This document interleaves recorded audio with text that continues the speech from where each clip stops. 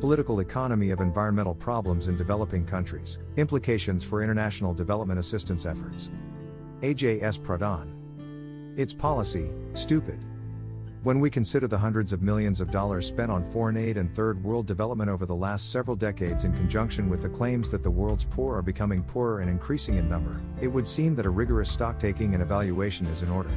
Such assessment and self-criticism is undoubtedly occurring in many bilateral and international development aid agencies. However, this will never go far enough without penetrating studies of the development process itself through the analysis of the political economy of recipient countries.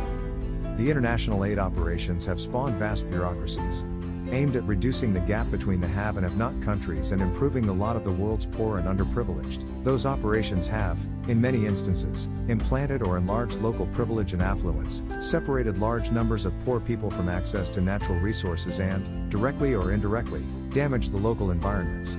Much of this dismal process has been typified by actual or unintentional arrogance based upon the assumption that modern science and technology and Western-educated elites have the answers to all the problems in the third world.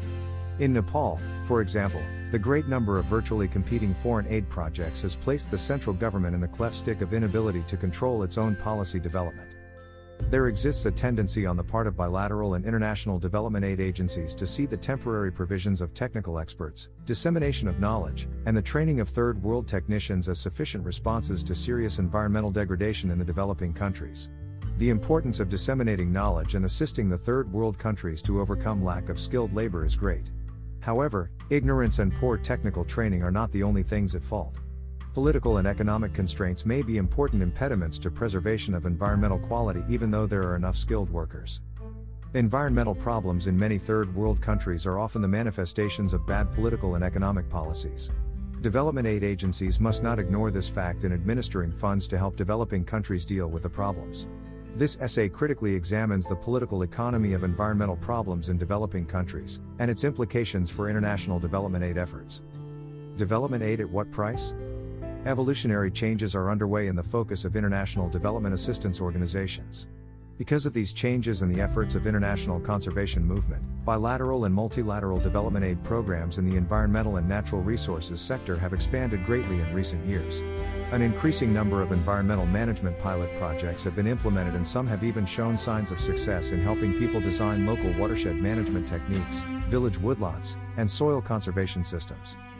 However, in many developing countries where people depend on forests, pastures, and agricultural lands for their livelihood and welfare, significant deterioration in the productivity of these environmental resources continues. The question of how these countries are going to stabilize and then appropriately manage their resource base is made complicated by numerous political and economic factors that are often overlooked. Despite their expressed concern for highlighting the serious environmental problems that are rampant in developing countries, development assistance organizations and international conservation organizations have sometimes failed to examine the underlying political and economic dynamics of resource and environmental abuse in the third world. Environmental abuse and mismanagement are often a result of complex political and economic circumstances and incentives prevailing in individual countries. The results may be similar in similar ecosystems all over the world: deforestation, soil erosion, desertification, etc. But the causes of such environmental degradation may vary widely from place to place, region to region, and country to country. This variation has significant implications for the natural resource management and environmental protection efforts of international development assistance agencies and developing country governments. The generalization of environmental problems by development aid agencies can lead to an oversimplification of solutions proposed at the local level. No environmental policy, plans, programs or guidelines can be successful if they overlook the basic fact that environmental abuse is rampant in the developing world because of much larger and more complex failings of individual political and economic systems. In such a context, resource abuse at the local level or national strategies for depleting forest and fishery resources may well represent the most expedient responses by countries and individuals to situations which would otherwise require fundamental political and economic reforms. Or, power and authority may be exercised to shift the costs of environmental externalities from one group in society to another. Resource abuse, poverty or greed? In many cases, the poor, especially the rural poor, suffer great costs, while those with political power may actually gain from a strategy of environmental exploitation. At the same time, there is a tendency to overemphasize the extent to which the poverty population conundrum is the predominant reason for environmental abuse in the poorest countries. While the link between poverty, population and serious degradation of renewable natural resources in many countries is certainly important, such a viewpoint understates the complex factors that make environmental abuse the most logical short-term strategy for people to pursue. Overpopulation and absolute poverty are not necessarily the primary causes. For some poor people, the farming of steep and eroded hillsides and collecting fuel wood may well be the only alternative to starving or freezing. But, examined as cumulative regional phenomena, deforestation in Nepal, and desertification in the Sahel are much more than the result of poverty-stricken people trying to eke out a living. Invariably, deeply rooted political and administrative structures and economic incentives induce the poor and not so poor to cut trees or abuse the earth's soil. Corrupt officials, overly centralized bureaucracies, inequitable land tenure patterns, or pressures for short-term successes and projects may make reckless use of the land quite rational and often lucrative. Moreover, the image of millions of poor people abusing the land, day in day out, year after year, thereby diminishing a wide area to a barren, eroded zone or dust bowl, in a continuous sequence is probably only a partially accurate portrayal of much environmental abuse that takes place in the Third World. People the world over react to a continuous series of short-term circumstances that significantly affect at any given time the degree to which they abuse or care for their local environment, whether general economic outlook, prices, political pressures, etc. Because of these changing external factors, degeneration of renewable resources often takes place in short, intensive periods rather than at one constant rate. Often after a surge of degradation, caused by one-shot deforestation, migratory agriculturalists or pastoralists, or a confluence of poor economic return, the natural or human abuse is slowed and the lands attain a new, if diminished, threshold for their carrying capacity. While nature does not itself change rapidly, it is often diminished at a rapid and erratic pace with, perhaps, periods of relative stability in between. This fact may call for different approaches to the problem of encouraging better land management and conservation practices among the millions who live off the land in developing countries. In addition, environmental degradation in developing nations is often portrayed as a tragedy of the commons. No single individual has an interest in taking positive steps and collective action does not take place, so in the long term everyone suffers as lands are degraded.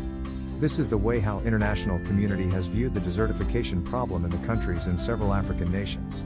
But this image of the tragedy of the commons fails to illustrate that some benefit more than others from the short-term abuse of the land and that they might not benefit at all if collective actions were taken to implement sustainable land management practices.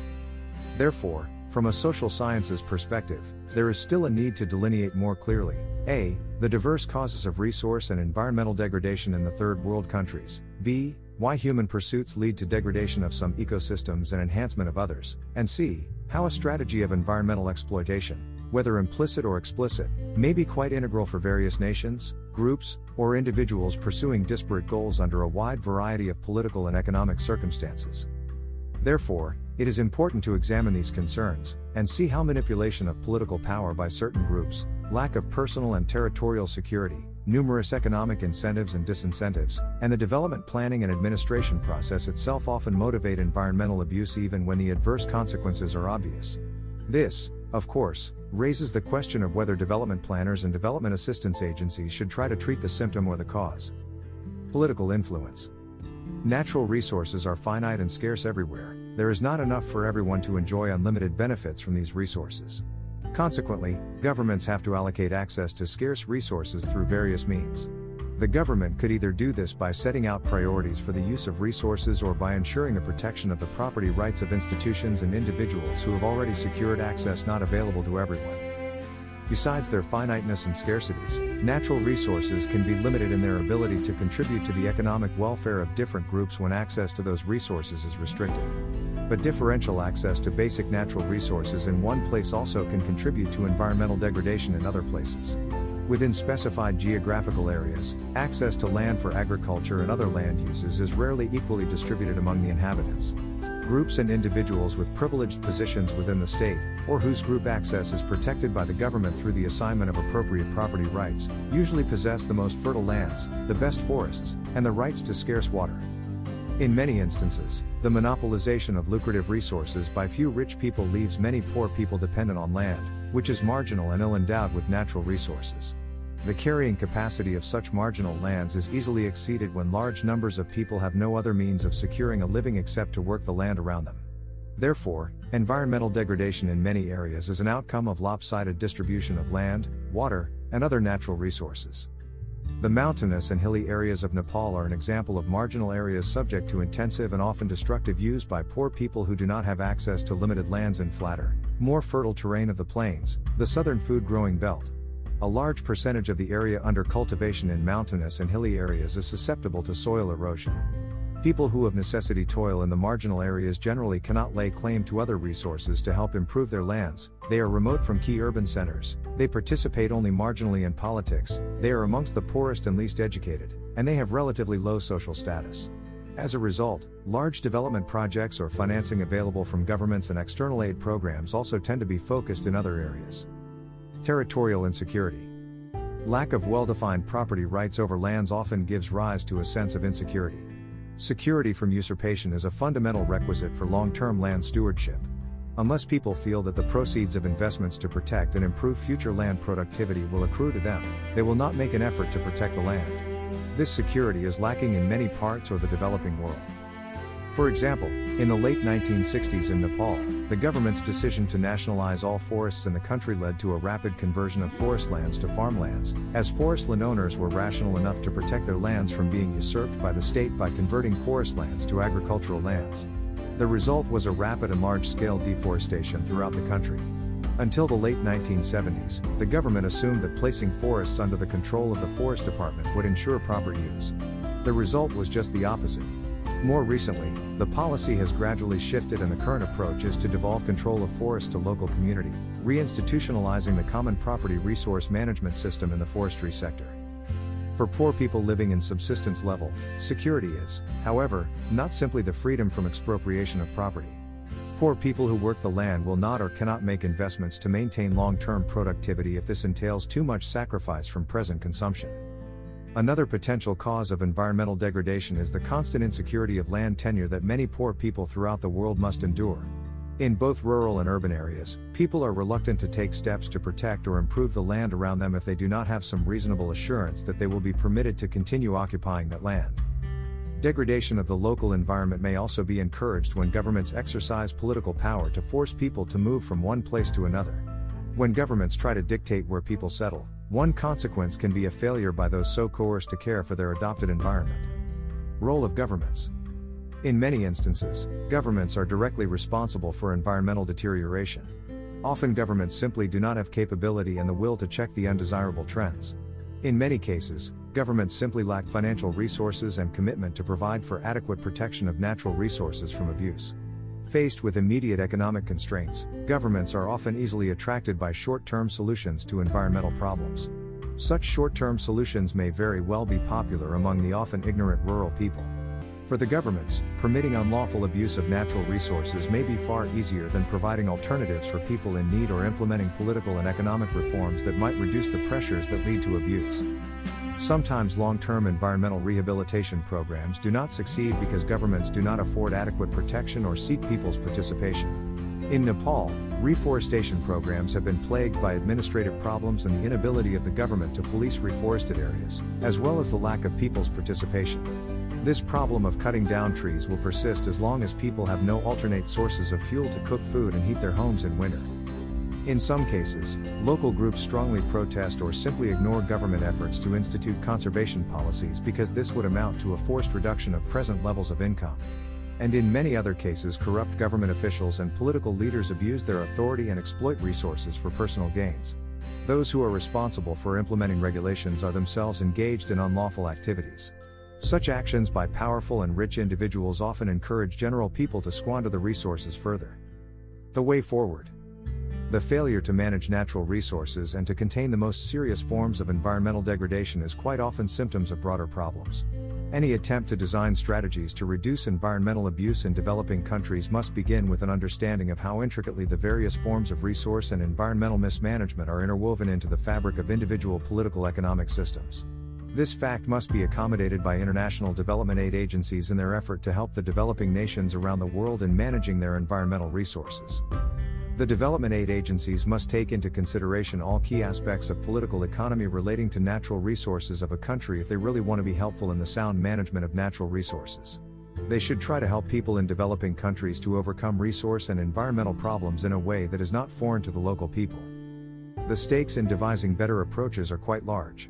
In many developing countries today, no single achievement would be more important for the welfare of the masses of poor people than the stabilization and enhancement of environmental and natural resources to ensure sustainable and improved production from the land. If development aid agencies consider the implications of the political economy of environmental resources in the third world countries, they will be successful in providing help, and not merely aid.